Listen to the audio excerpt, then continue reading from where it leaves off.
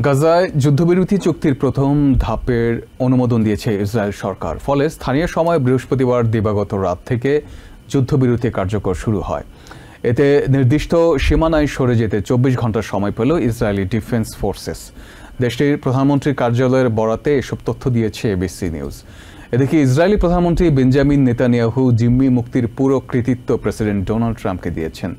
জেরুজালেমে মন্ত্রিসভার বৈঠক শেষে মধ্যপ্রাচ্য বিষয়ক বিশেষ দূত স্টিভ উইটকভ এবং জ্যারেড কুশনারের সাথে আলোচনায় বেঞ্জামিন এই চুক্তিকে তেল আভিভের জন্য কূটনৈতিক বিজয় হিসেবে দেখছেন। এদিকে ওই অঞ্চলে 200 আমেরিকান সেনা পাঠানো হচ্ছে বলে গণমাধ্যম যে খবর বেরিয়েছে তা সত্য নয় বলে জানালেন white house press secretary Caroline Leavitt. এক এক্স বার্তায় তিনি বলেন, ইউএস সেন্ট্রাল কমান্ডে মোতায়েন সর্বোচ্চ 200 সেনা শান্তি চুক্তির বিষয়টি পর্যবেক্ষণ করবে। তাদের সাথে আন্তর্জাতিক পর্যবেক্ষকরাও থাকবেন।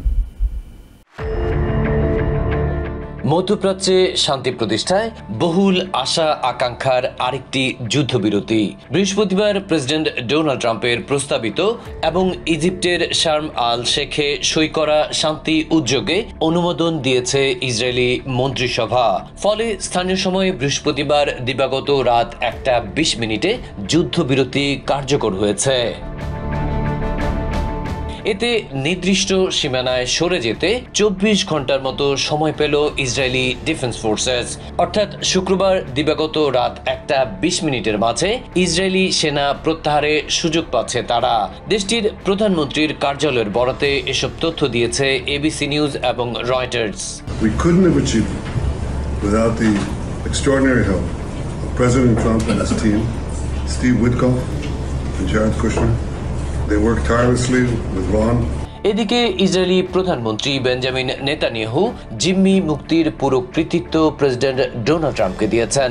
জেরুজালেমে মন্ত্রিসভার বৈঠক শেষে মধ্যপ্রাচ্য বিষয়ক বিশেষ দূত স্টিভ উইটকভ এবং জ্যারেড কুশনারের সাথে আলোচনায় বেঞ্জামিন এই চুক্তিকে তেল আভিভের জন্য কূটনৈতিক বিজয় হিসেবে উল্লেখ করেছেন। The combined military and diplomatic pressure that isolated Hamas, I think, has brought us to this point. I want to personally thank both of you, Steve, Jared. It's been long hours. যেখানে Kushner বলেন, জিম্মিদের ফিরিয়ে আনার বিষয়টি প্রেসিডেন্টের অগ্রাধিকার ছিল দীর্ঘদিন ধরেই, তবে সেটি সম্ভব হয়েছে আইডিএফ এর সাহসী অভিযানের কল্যাণেই। His home it's been a priority for President Trump for a very, very long time, and we've all worked very tirelessly to do that. But I really want to say that this all would not have been possible without the bravery of the IDF and the soldiers, what they've. আর উইটকভ এই চুক্তিতে পৌঁছানোর ক্ষেত্রে নেতানিয়াহুর দৃঢ়তার প্রশংসা করেছেন। বলেছেন, Hamas নির্মূলে অনমনীয় ছিলেন ইসরায়েলি প্রধানমন্ত্রী। The hard job was the prime minister's. He had the job of protecting this country. He had the job of making tough choices with regard to how tough to be with Hamas. ওদিকে ওই অঞ্চলে 200 American সেনা পাঠানো হচ্ছে বলে গণমাধ্যমে যে খবর বেরিয়েছে তা সত্য নয় বলে জানালেন হোয়াইট হাউসের প্রেস সেক্রেটারি ক্যারোলাইন লেভিট। এদিন এক এক্স বার্তায় তিনি বলেন, ইউএস সেন্ট্রাল কমান্ডে মোতায়েন সর্বোচ্চ 200 সেনা শান্তি চুক্তির বিষয়টি ইসরায়েলে থেকেই পর্যবেক্ষণ করবে। তাদের সাথে আন্তর্জাতিক পর্যবেক্ষকরাও থাকবেন। অন্যদিকে সিএনএন বলছে, এখনো স্পষ্ট নয় নেতানিয়াহু আদৌ আইডিএফ এর প্রত্যাহারে আনুষ্ঠানিকভাবে কোনো নির্দেশ দিয়েছেন কিনা। ওদিকে শীর্ষ এক হামাস নেতা গণমাধ্যমকে জানিয়েছেন, জিম্মি মুক্তির আগেই ইসরায়েলি সেনা প্রত্যাহার এবং কিছু প্যালেস্টিনিয়ান বন্দীর মুক্তির বিষয়টি নিশ্চিত করতে হবে ওয়াশিংটনকে। ইসরায়েল হামাস যুদ্ধ বন্ধে সামনে থেকে নেতৃত্ব দেয়ায় প্রেসিডেন্ট ডোনাল্ড ট্রাম্পের প্রশংসায় পঞ্চমুখ সাধারণ ইসরায়েলিরা। দুপক্ষের মধ্যে শান্তি স্থাপনের প্রথম ধাপের চুক্তি সম্পাদিত হওয়ার খবর প্রকাশের পর ট্রাম্পের প্রতি কৃতজ্ঞতা জানিয়েছেন অনেক ইসরায়েলি। বৃহস্পতিবার ইসরায়েল ও প্যালেস্টাইনের সশস্ত্র সংগঠন হামাস একটি চুক্তিতে সই করেছে। চুক্তি অনুযায়ী যুদ্ধ বন্ধ হবে, ইসরায়েলি সেনাদের একাংশ গাজা থেকে সরে যাবে এবং হামাস তাদের কাছে থাকা সব জিম্মিকে মুক্তি দেবে, যার বিনিময়ে ইসরায়েলের হাতে আটক শত শত প্যালেস্টিনিয়ান বন্দীকে মুক্তি দেওয়া হবে। এটি গাজা যুদ্ধের অবসানে প্রেসিডেন্ট ট্রাম্পের উদ্যোগের প্রথম ধাপ। প্রেসিডেন্ট ট্রাম্পের এই পদক্ষেপকে স্বাগত জানিয়েছেন হামাসের হাতে আটক জিম্মিদের স্বজনরা। জিম্মি তাল হাইমির কাজিন উডি গোরেন বলেন, জিম্মিদের মুক্তি সবার আগে নিশ্চিত করতে হবে, এরপর দেশ পুনর্গঠনের দিকে মন দিতে হবে। এখানে যা যা করা প্রয়োজন প্রেসিডেন্ট ট্রাম্পের পরিকল্পনায় তা স্পষ্টভাবে তুলে ধরা হয়েছে। গাজায় উগ্রবাদী চিন্তাধারার অবসান এবং একটি নতুন সরকার গঠন। আমাদের ভাবতে হবে কিভাবে এমন একটি ভবিষ্যৎ তৈরি করা যায় যেখানে ইসরায়েলি এবং প্যালেস্টিনিয়ানরা পাশাপাশি শান্তিতে বসবাস করতে পারবে। সব জিম্মি মুক্ত হওয়ার পরও এই চুক্তিকে সম্পূর্ণ বাস্তবায়নের জন্য আমাদের এখনো মধ্যস্থতাকারীদের প্রয়োজন হবে। এক্ষেত্রে আমেরিকা, ইউরোপিয়ান ইউনিয়ন এবং মুসলিম দেশগুলোর সমর্থন জরুরি। এই চুক্তিকে গত 2 বছরের যুদ্ধের অবসানে সবচেয়ে বড় পদক্ষেপ হিসেবে বিবেচনা করা হচ্ছে। এই যুদ্ধে প্রায় 67,000 প্যালেস্টিনিয়ান নিহত হয়েছেন। চুক্তির ফলে হামাসের হাতে আটক বাকি জিম্মিদের মুক্তির পথও খুলে গেছে। হামাসের কাছ থেকে মুক্ত হয়েছেন গাডি মোজেস। তার ভাতিজি ইফরাত মাচিকাওয়া বলছেন, এমন পদক্ষেপের মাধ্যমে প্রেসিডেন্ট ট্রাম্প আবারও নিজেকে যোগ্য নেতা হিসেবে প্রমাণ করেছেন। আমি মনে করি তিনি নেতৃত্বের পরিচয় দিয়েছেন। তিনি ছিলেন অত্যন্ত দৃঢ় প্রতিজ্ঞ। প্রেসিডেন্ট ট্রাম্প বুঝেছিলেন এই ট্র্যাজেডি বন্ধ করার সময় এখনই। গত 2 বছরে আমরা দুই পক্ষই অনেক স্বজন হারিয়েছি, তবে এখন আশার আলো দেখা যাচ্ছে। এদিকে বৃহস্পতিবার হোয়াইট হাউসে ক্যাবিনেট মিটিং এ প্রেসিডেন্ট ট্রাম্প জানিয়েছেন, সোম বা মঙ্গলবার বাকি জিম্মিদের মুক্তি দেবে হামাস। গাজায় আটক সব জিম্মির মুক্তি এবং আংশিকভাবে ইসরায়েলি সেনা প্রত্যাহারের বিষয়ে হামাস ও ইসরায়েলের মধ্যকার চুক্তিকে স্বাগত জানিয়েছে ব্রিটেনের সাধারণ মানুষ। তবে এই পদক্ষেপ বাস্তবায়ন নিয়ে তাদের মধ্যে আশা ও শঙ্কা দুটোই বিরাজ করছে। লন্ডনের বাসিন্দা এক্সেল পিনক মনে করেন, এই পদক্ষেপ দুই পক্ষের জন্যই ভালো হয়েছে। পাশাপাশি গাজা সংঘাত ঘিরে সারা বিশ্বে যে অস্থিতিশীলতা সৃষ্টি হয়েছে তাও কমে আসবে বলে তিনি আশাবাদী। I think it's good for world peace. I think it's good for stability of the world and the unrest that's happening all over London. তবে এই চুক্তির ফলে গাজায় শান্তি ফিরবে এর কোনো নিশ্চয়তা আছে কিনা প্রশ্ন করেন নিকোল ডিডোনা নামে লন্ডনের আরেক বাসিন্দা। Will there be peace? Has it been peace all this time? No, so I don't know. I'm skeptical. এদিকে এই পদক্ষেপকে স্বাগত জানালেও স্পেনের সাধারণ মানুষ মনে করে কার্যকর এই পদক্ষেপ নিতে অনেক দেরি হয়ে গেছে। আরো আগে এমন পদক্ষেপ নেওয়া গেলে অসংখ্য প্যালেস্টিনিয়ানের প্রাণ বেঁচে যেত বলে মনে করেন মাদ্রিদের বাসিন্দা ডিয়েগো গুটিরেস। অনেক দেরি হয়ে গেছে। হ্যাঁ, খবরটা ভালোই, কিন্তু এত মৃত্যু আর গণহত্যার পর এখন আর স্বস্তিতে থাকা যায় না। অবশ্যই এটা থামা উচিত, তবে অনেকটা সময় নষ্ট হয়েছে। তবে এই পদক্ষেপের জন্য প্রেসিডেন্ট ট্রাম্পের কোনো কৃতিত্ব পাওয়া উচিত নয় বলে মন্তব্য করেন তিনি। ডোনাল্ড ট্রাম্প কিভাবে নোবেল পাওয়ার যোগ্য হতে পারে? সত্যি বলতে এমনটা হলে তা হবে অবিশ্বাস্য ঘটনা। তিনি এই মুহূর্তে পৃথিবীর সবচেয়ে বড় ফ্যাসিস্ট। তিনি এটা পাওয়ার যোগ্য নন একেবারেই। তবে ওবামাকে তো দেওয়া হয়েছিল, সেটাও ঠিক। অথচ ওবামাকে খুব ভালো মনে হলেও তিনি 9টি দেশে বোমা ফেলেছিলেন। ইটালির রোমের এই বাসিন্দা মনে করেন, যত আলোচনাই হোক না কেন কোনো না কোনো পর্যায়ে ইসরায়েলের প্রধানমন্ত্রী বেঞ্জামিন নেতানিয়াহু সব প্রস্তাব নাকচ করে দেবেন। আমার মনে হয় আলোচনা চলবে, তবে নেতানিয়াহু রাজি হবেন না, কারণ এটা মেনে নেওয়া তার জন্য ভালো পরিণতি ডেকে আনবে না। এতে তার ক্ষমতা হারানোর ঝুঁকি রয়েছে, আর তিনি সরকারে থাকতে চান। নেতানিয়াহুর উপর আস্থা নেই রোমের বাসিন্দা চিয়ারা পাস্কেলেরও। নেতানিয়াহু একটু অনিয়ন্ত্রিত স্বভাবের। একদিন এক কথা বলেন, পরের দিন আবার অন্য কিছু। তবে আমার মনে হয় তার পেছনে বড় বড় কূটনৈতিক শক্তিও আছে, তাই আমি কিছুটা আশাবাদী। এভাবে আর চলতে পারে না। চুক্তিকে ঘিরে বিশ্বজুড়ে মানুষজনের মধ্যে আশাবাদ ও সংশয় দুই রয়েছে। কেউ দেখছেন শান্তির সম্ভাবনা, কেউ বলছেন অনেক দেরি হয়ে গেছে। তবে একটি বিষয়ে সবাই একমত, এই সংকটের অবসান ছাড়া সামনে এগোনো সম্ভব নয়।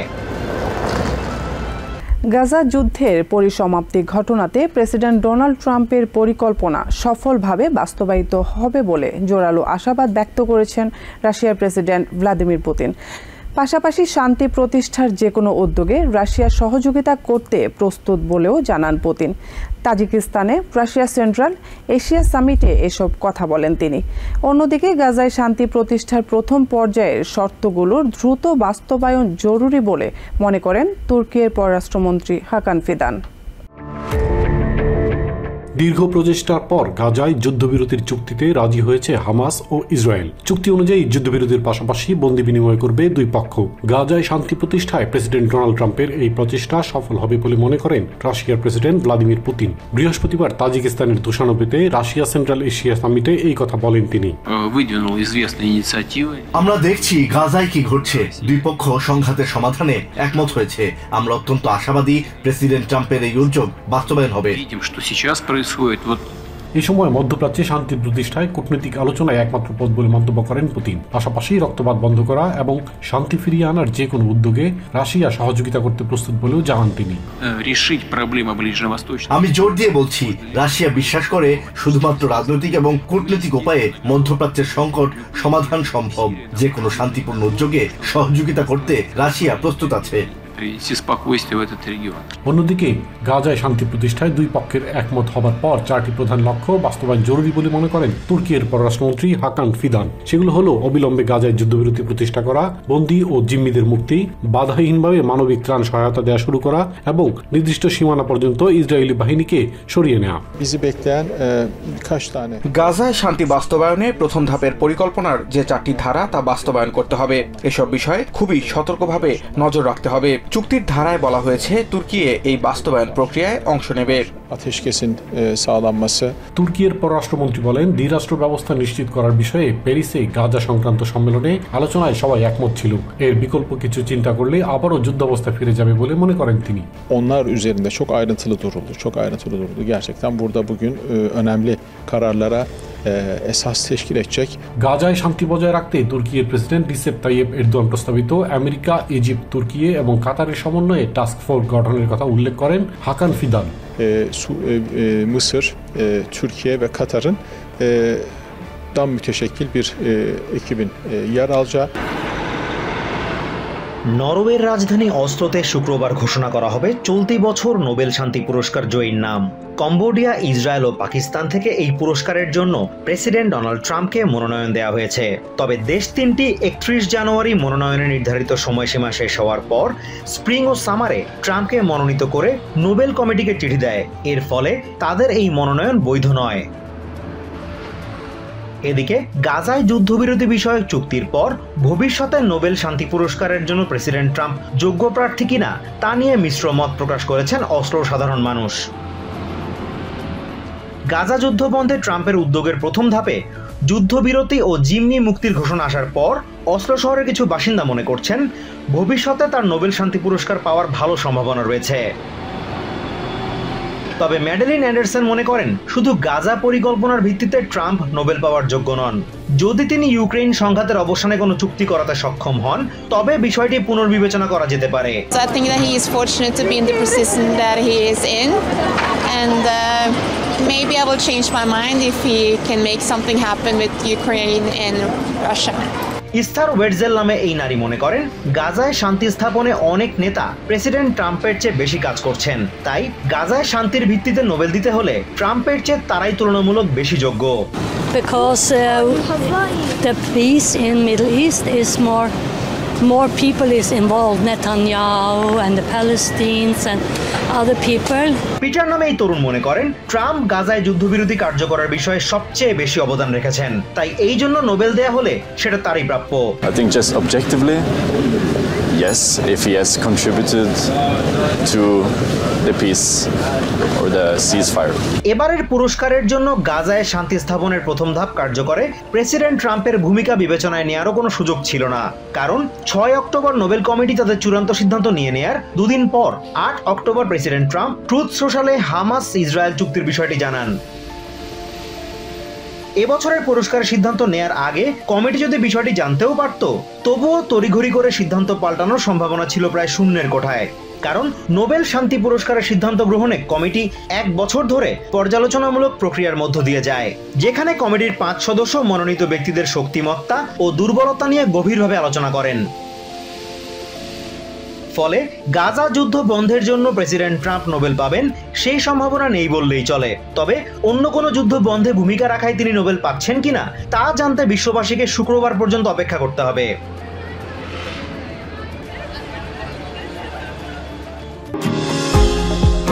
নিউ ইয়র্ক থেকে সম্প্রচারিত TVN 24 টেলিভিশন বিশ্বজুড়ে বাঙালির কণ্ঠস্বর।